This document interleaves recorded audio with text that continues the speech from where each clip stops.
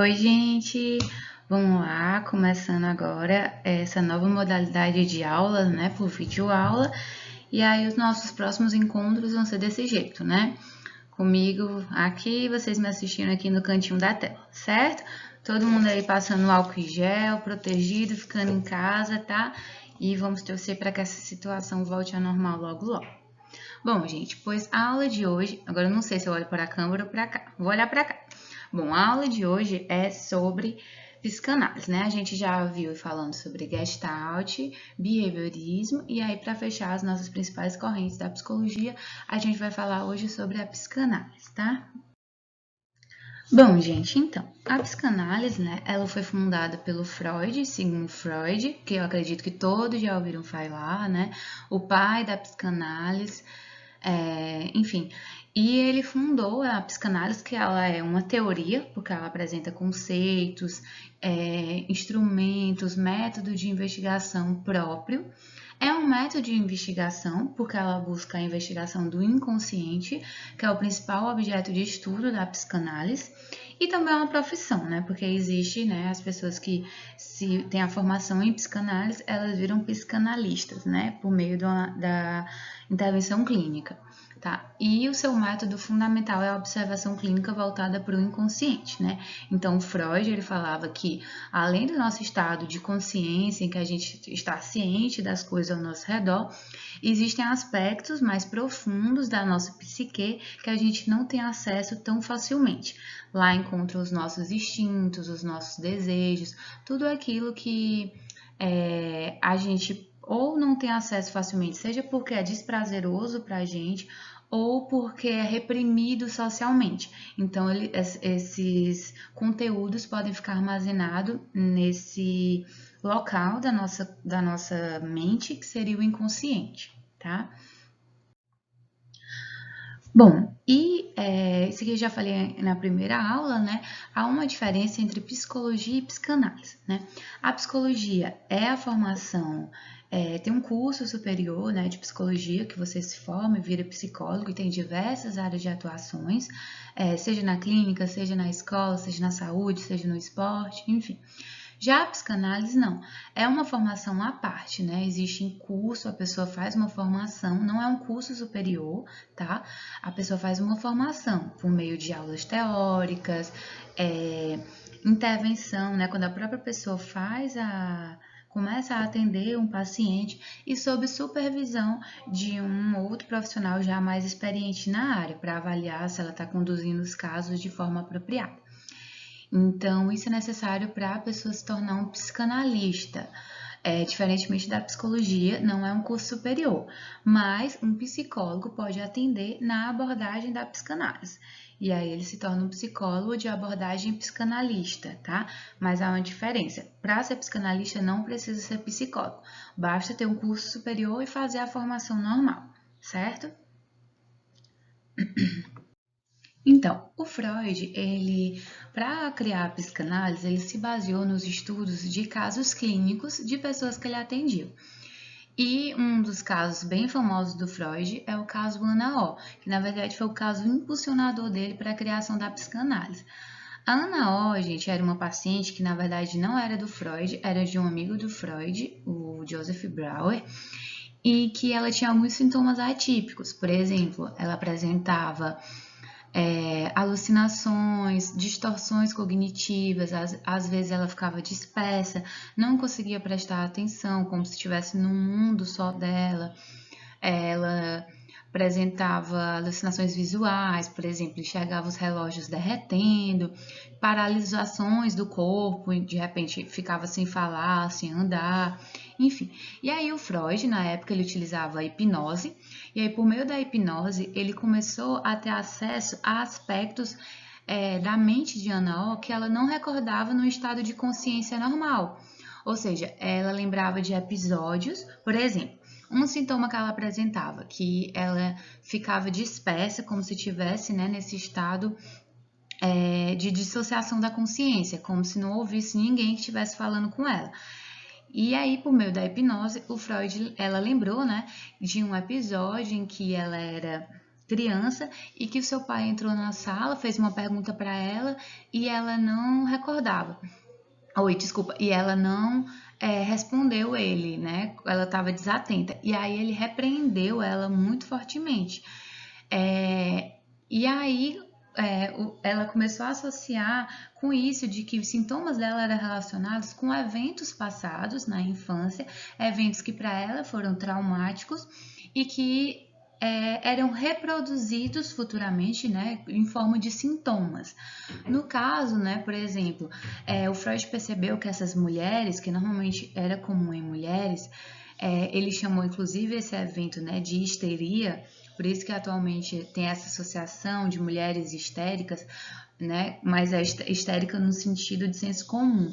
Histeria para o Freud, então eram essas mulheres que apresentavam esses sintomas, que ele percebeu que elas tinham uma característica em comum, que elas eram muito repreendidas pela família, pelos pais, socialmente, e isso causou, né, uma forte repreensão. Então, por exemplo, aquele momento que ela estava com raiva, ela queria expor uma raiva para o pai dela, mas ela foi repreendida, então ela ficou calada. E aquela energia psíquica que ela queria descarregar para o pai dela ficou armazenada no inconsciente dela e que depois, mais essa energia precisava ser descarregada. E aí ela veio em forma de sintomas, depois, posteriormente. E o Freud percebeu que quando essas pacientes recordavam disso e iam falando sobre isso, elas se sentiam melhor e paravam de sentir os sintomas. E aí foi o que ele chamou de cura pela fala. Ou seja, só o fato de você falar livremente, espontaneamente sobre coisas, isso faz com que você rememore, relembre coisas que você havia esquecido, ou seja, que estavam no seu inconsciente. E isso leva a uma melhora de sintomas. No caso, Freud ele trabalhava com a hipnose, mas depois ele abandonou a hipnose e fundou mesmo a psicanálise, né, com o método da associação livre, que a gente vai ver agora. Então, a associação livre nada mais é do que, como vocês podem ler aí, é a pessoa falar abertamente e espontaneamente sobre tudo que vier na sua cabeça.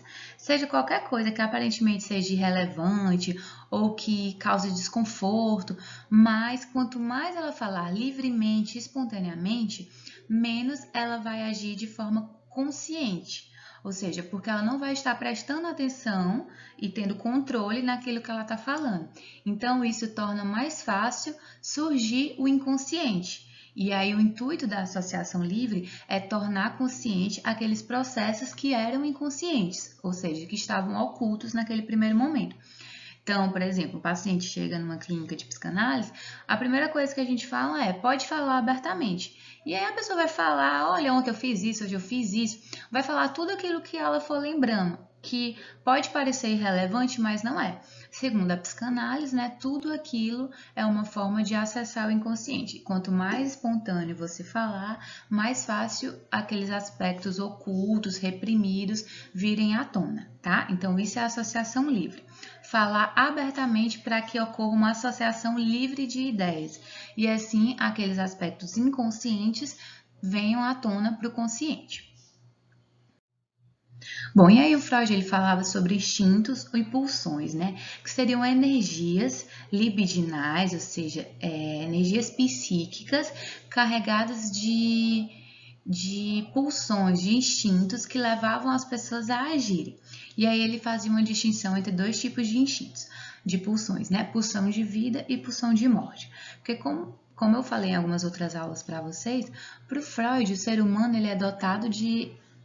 não existe essa perspectiva boa, uma visão positiva do homem, né? Para o Freud, nós somos dotados de potencialidade, seja para o bem ou para o mal. Para o bem ou para o mal, entre aspas, porque na verdade é no sentido de que a gente tem pulsões de vida, que seriam todas essas pulsões, né, essas pressões que nos propagam para agir em prol da nossa própria sobrevivência.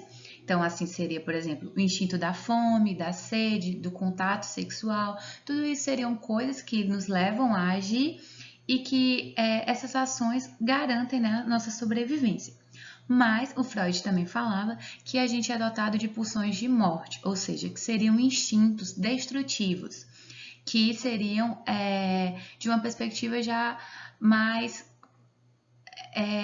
sem controle social, né? Seria mesmo, inclusive, impulsos agressivos. Então, por exemplo, se eu briguei com alguém no trânsito, para o Freud, eu tenho um instinto, eu tenho uma pulsão de morte de, por exemplo, brigar, agredir, inclusive até matar aquela pessoa. Só que a gente vive em constante equilíbrio entre as nossas pulsões e o meio, o ambiente social, e fica controlando elas. Mas por Freud, a gente é dotado tanto de pulsão de vida quanto pulsão de morte, tá? Então, diferente da Gestalt, que a gente viu nas outras aulas, não é essa perspectiva tão positiva do homem, tá? A gente tem potencialidades para agir nos dois sentidos, destrutivos, agressivos ou benéficos de sobrevivência. Bom, e aí o Freud lança a primeira tópica dele, como ficou famosa, né? A primeira tópica freudiana, que ele fala que o aparelho psíquico é dividido em 3 instâncias, né? E ele compara com um iceberg. A primeira instância, que seria ali visivelmente, que tem fácil acesso, seria o consciente, então estaria todos os nossos pensamentos, ideias, que a gente tem acesso mais facilmente. O pré-consciente, que estaria ali submerso, como no iceberg, mas que facilmente vem à tona, facilmente a gente resgata aquela memória, aquele pensamento. Por exemplo, não estou lembrando de algo, mas quando alguém cita algo, eu me recordo facilmente. Então, estaria ali a nível de pré-consciente. E a grande diferença da psicanálise, o Freud falava que mais a fundo, né, a instância bem profunda, a gente tem aspectos inconscientes. E aí lá tem nossos medos, instintos, pulsões, tudo aquilo que a gente não tem acesso fácil da nossa consciência e que causa algum desprazer ou é reprimido socialmente, por isso a gente armazena bem oculto na nossa psique. Bom, então o Freud ele falava que o nosso aparelho psíquico funcionava da seguinte forma. A gente, por exemplo, estava aqui a nível de consciente e digamos que aconteceu algum evento traumático para a gente. Eu tive uma briga na minha infância e que aquilo foi muito traumático para mim, foi muito desprazerosa. Então, o que é que o nosso aparelho psíquico faz? Para lidar com aquela situação que é angustiante, que é negativa, a gente recalca. E recalque para o Freud não é desejar as inimigas vida longa, viu, gente? É mandar para o inconsciente. Recalque ou reprimir é a mesma ideia. É você mandar aquele conteúdo que é desprazeroso para o inconsciente e você não se recorda mais. Né? Então, aquele evento traumático, por exemplo, uma criança que passou por um processo de separação dos pais e para ela é um evento traumático. Então, ela recalcou. Isso é muito comum na infância, que a gente chama de amnésia infantil, que aí você não recorda, por exemplo, aquilo que aconteceu anteriormente. Por exemplo, você fala, não, eu lembro que meus pais se separaram, mas você não lembra assim direito, olha, eu não me recordo o que eu fiz, se a gente foi para a casa dos meus pais, eu não tenho muitas lembranças desse momento da minha vida. Então, são aspectos que podem estar no seu inconsciente, que você recalcou porque eram traumáticos para você. Mas o Freud fala que essa energia psíquica que foi reprimida, ela precisa ser descarregada, ela precisa retornar. E aí que ele chama de retorno do recalcado. Que é o quê? É quando aquela energia volta para o nosso consciente, só que ela tem que voltar de uma forma disfarçada, de uma forma velada, que não seja tão dolorosa para a gente.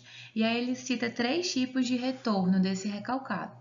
Um deles são os sonhos, em que a pessoa, né, quando a gente está sonhando, a gente tem um rebaixamento da nossa consciência, então a gente está num estado de maior sugestionabilidade para que o consciente surja. E aí, por exemplo, quando a gente sonha que a gente recorda algo, não faz o menor sentido no sonho, quando você acorda, você diz, olha, eu sonhei isso aqui, mas não faz o menor sentido. Então, isso é porque quando a gente desperta, quando a gente acorda, o nosso consciente distorce aquele sonho, aquela lembrança, porque é dolorosa. Porque é dolorosa pra gente. É como se no sonho a gente tivesse realmente uma recordação de como ela é, mas quando a gente acorda, a gente distorce. Isso é o que o Freud falava sobre os sonhos, né? E aí tem um livro, uma obra clássica dele, que é a Interpretação dos Sonhos, né? Que ele faz toda uma explicação e uma análise dos sonhos, tá? Bom, outra forma de retorno desse recalcado é por meio de atos falhos. Atos falhos, gente, são quando você tá aqui falando algo e Pã, de repente fala uma coisa que não deveria falar, assim, que, opa, por que eu falei isso? Por exemplo, tô aqui falando sobre uma pessoa e de repente falo o nome de outra. E aí isso tudo é o quê? O Freud falava que é como se fosse um furo no nosso consciente, né? Como se algo do inconsciente emergisse naquele momento. E aí você fica todo embaraçado, constrangido, né? Porque é como se fosse algo que você estava ali armazenando, mas que veio à tona sem você ter controle. Por isso a importância da associação livre. Porque quanto mais espontaneamente eu estou falando, mais podem surgir atos falhos. E o outro retorno do recalcado é por meio do que ele chama de xistes, que nada mais são do que a famosa ironia. É como se aquilo que você fala com um tom de brincadeira, mas que para o Freud há um fundo de verdade. Então, por exemplo, isso aqui, tomara que essa pessoa se dê mal nisso, tô brincando. Para o Freud, esse haha, tô brincando não é tão brincando assim. Na verdade, mostra sim desejos ocultos, seus, inconscientes, mas que você fala num tom de brincadeira, como se fosse uma forma de ser mais aceito socialmente, certo? E aí o Freud tem a segunda tópica dele, que já acredito que todos já ouviram falar. Para ele, o nosso aparelho, além de ser dividido em inconsciente, pré-consciente e consciente, é também dividido em id, ego e superego. E aí, como as próprias carinhas do Freud dão aí uma dica, né? O nosso id seriam todos aqueles instintos, impulsos que buscam somente o prazer. Então, não há nenhum controle social. O id, então, seria o nosso diabinho, vamos falar assim. Então, seria tudo aquilo, por exemplo, se eu sinto uma vontade de quebrar uma coisa, se eu sinto um impulso sexual e sem nenhuma repreensão na minha cabeça, seria o id puro. Então, o id é o puro inconsciente, tá? O superego já seria um pouco o oposto do id. Ele já seria tudo aquilo que é a nossa moral, tudo aquilo que a gente reprime, que como uma forma protetiva do nosso aparelho para que a gente não viva apenas nos instintos do id, tá? E o ego seria o nosso próprio eu. É aquele que seria, né, tentando fazer um equilíbrio ali entre essas nossas duas instintos, né? Entre o id, que seria impulsivo, prazer, busca o prazer, e o superego, que está ali no controle, na moral, na proteção. E aí o ego tenta fazer um equilíbrio. Tipo, por exemplo, gente, vamos dizer que você quer sair para uma festa, e aí, mas você tem prova no outro dia.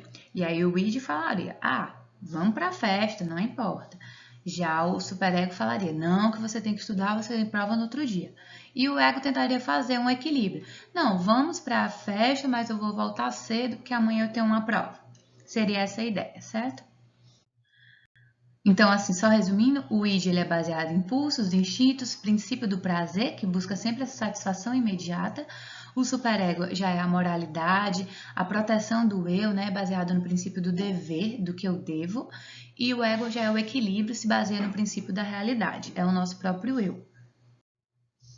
E aí, gente, a gente entra aqui numa outra parte da aula, que são os nossos mecanismos de defesas. O Freud, ele falava que a gente utiliza mecanismos inconscientes que vão negar, falsificar ou distorcer a realidade, que às vezes é dolorosa ou às vezes a gente não quer aceitar algum acontecimento. E aí a gente utiliza mecanismos para distorcer essa realidade e que servem para defender o nosso aparelho psíquico contra esses acontecimentos dolorosos. E aí eu trouxe aqui alguns para vocês. Bom, o primeiro deles é a repressão, que nada mais é do que o recalque, que eu já falei anteriormente para vocês, que tem o intuito de expulsar da consciência desejos desprazerosos. Então, é aquele exemplo que eu falei, por exemplo. Eu não gosto de falar sobre isso, eu me sinto mal, não sei porquê, é algo que me angustia e você não se recorda daquele acontecimento. Isso pode ser porque você reprimiu, mandou para o inconsciente, não lembra de forma alguma, tá? O outro é a negação. A negação é quando você se recorda assim, do acontecimento, mas você nega, você acha que ela não existe. Então, por exemplo, gente, é muito comum a negação no estado de luto. Quando, por exemplo, a gente perde alguém querido, né? E aí a gente não quer aceitar aquela morte, por exemplo. Então a gente nega de não, isso não aconteceu, essa notícia é falsa, vamos dizer que é mentira. Então ali é um estado de negação, por exemplo. A projeção é quando você projeta nos outros características que na verdade são suas. Então, por exemplo, sabe aquela pessoa que vive dizendo assim: ah, fulano é muito invejoso, vive falando de mim, ele é muito falso, tudo que eu faço ele fica me invejando, nanana, e a pessoa não para de olhar tudo da vida do outro, tudo que o outro faz, ela tá lá olhando, tá invejando, ou seja, algo que é dela, ela diz que é do outro.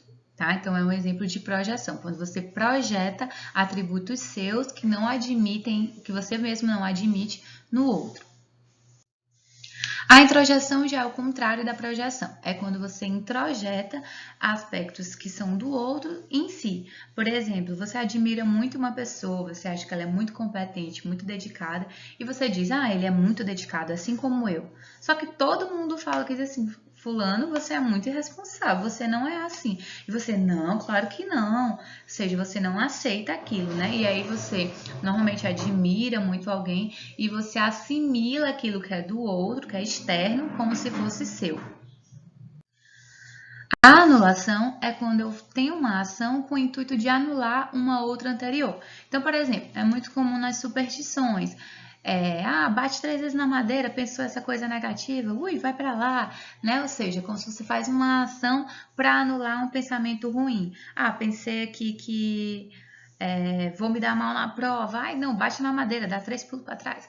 Então, é um exemplo de anulação, tá? É um mecanismo para anular algo ruim que você pensou anteriormente.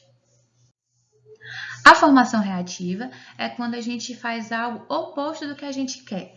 É aquele famoso quem desdenha quer comprar. Por exemplo, não tô nem aí. Por exemplo, você participou de uma seleção de emprego e perdeu o emprego, né? Não passou. E aí você fala, não tô nem aí, nem queria mesmo esse emprego, tô nem aí. Só que na verdade você tá, né, roendo. Então, isso é um exemplo de formação reativa, tá? Uma forma da gente se defender também. A somatização, gente, está muito relacionada ali com a psicossomática, que a gente vai falar um pouco nas outras aulas. Mas é você somatizar, ou seja, você transfere para o corpo algo doloroso que você não consegue elaborar psiquicamente. A psicossomática é uma área que cresce muito dentro da área da saúde, né? Fazendo essa relação entre as nossas doenças físicas e o nosso psicológico. Então, por exemplo, uma pessoa que está sempre adoecendo, que na verdade já vai em todos os médicos, em vários médicos, e ninguém descobre o que é, não existe nenhuma causa física para aquilo. Então, por exemplo, será que aquela pessoa pode estar só querendo atenção, querendo ser cuidada? Enfim, o que ela ganha? Ganha inconsciente, que eu falo, tá, gente? O que está ali por trás daqueles adoecimentos constantes? Então, é um exemplo de somatizar. Você envia para o corpo quando você não consegue elaborar aquela questão dolorosa psiquicamente. A regressão, o nome não é repração, tá? É regressão, de regredir. Quando você, normalmente é comum em crianças, quando a pessoa retorna a uma fase anterior do desenvolvimento. Então, por exemplo, uma criança que de 7 anos que aí ganha um irmãozinho novo. Aí aquela criança antes estava lá reinando na atenção dos pais, de repente tem que dividir a atenção, né? Então, por exemplo, ela começa a se comportar de novo igual um bebê, começa a fazer xixi na cama. Então, por exemplo, ela começa a ter comportamentos de uma fase anterior do seu desenvolvimento, coisas que ela não fazia mais, para poder continuar tendo a atenção dos pais. Então, é um exemplo de regressão. Também uma forma de se defender sobre aquela situação dolorosa. Aí, gente, só mais 2 conceitos para fechar a aula, tá? Para a psicanálise, né? Um outro conceito importante é o conceito de transferência, que é o quê? É quando você desloca para a figura do analista, do psicólogo, aspectos seus, das suas vivências, do passado, e você desloca ela, transfere para a figura do analista. Então, por exemplo, existem 2 tipos, né? A transferência positiva ou a negativa. A transferência positiva ela deve ocorrer no processo de análise, que é quando o paciente desenvolve a confiança no analista. Então, por exemplo, é muito comum a pessoa relatar: ai, meu analista é maravilhoso, eu amo ele, mas na verdade não é o analista em si, é o processo. É o processo de análise, de melhora, que você acaba atribuindo àquela pessoa. Mas existe também uma transferência negativa, por exemplo, quando você está trabalhando na análise algo que é ruim e o psicólogo está tentando entrar naquela questão e como é algo doloroso para você, você fica com raiva, começa a ter raiva do analista, não quero falar sobre isso, só que na verdade você não está com raiva dele, da pessoa, né? Você está com raiva do processo, porque você está mexendo com coisas que você não quer lidar. E aí isso é um tipo de transferência negativa que deve ser trabalhada. Aqui só uma tirinha, né, para exemplificar, porque as pacientes falando que estou apaixonada pelo senhor, pro Freud. Essa tirinha é ótima, gente, as aventuras do filho do Freud. E aí o Freud fala, entre na fila, porque, enfim, a transferência com o analista é um evento comum, tá? Quem já fez análise, terapia, sabe do que eu estou falando. E, por fim, a contra-transferência, que é o inverso. É quando o próprio analista direciona, né, sentimentos, aspectos seus em relação ao paciente. E aí a contra-transferência não deve acontecer de forma alguma, tá? Ou seja, digamos que eu tenho um paciente que ele está falando lá sobre processo de separação dele. E aí eu, como analista, falo assim, pois é, fulano, eu também estou passando por isso, blá, blá, blá. Não, né, gente? De forma alguma isso não deve ocorrer. Por isso, saber separar essas questões. Então, a contra-transferência não deve ocorrer, deve ser trabalhada, tá? Se não conseguir lidar com ela, encaminha para outro psicólogo. Aí, gente, essa referência, eu acredito que esse livro ele tem online, em outras versões, tá? Ele faz um bom resuminho da psicanálise e de todas as abordagens que a gente viu até aqui, tá certo? Pronto, gente, fechamos essa aula. Acho que ficou um pouco grandinho. Na próxima eu vou tentar ser um pouco mais resumida. Até mais. Tchau!